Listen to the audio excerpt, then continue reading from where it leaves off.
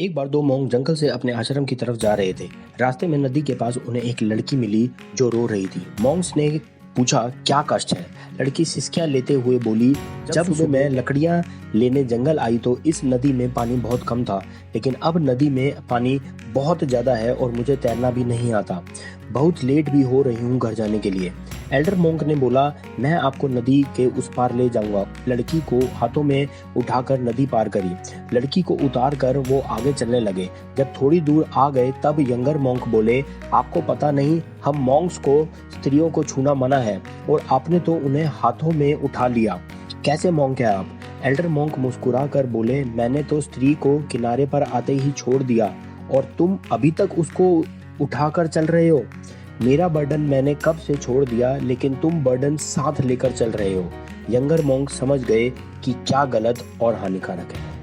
दोस्तों, हम भी तो यही करते हैं ना जाने कितने बर्डन लेकर घूम रहे हैं। पुराने फेलियर्स का बर्डन, पुरानी बातों का बर्डन।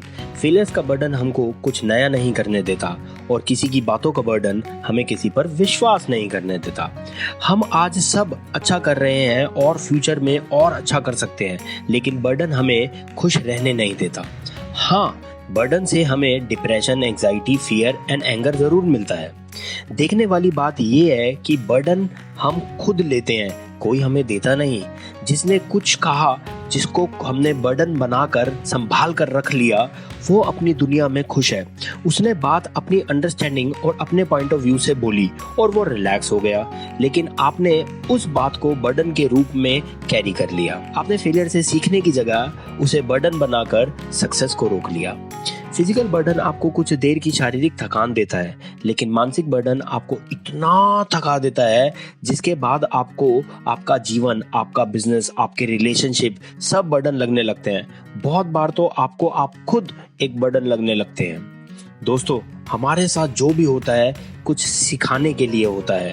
सीखो और आगे बढ़ो। नमस्कार दोस्तों, जल्द मिलेंगे।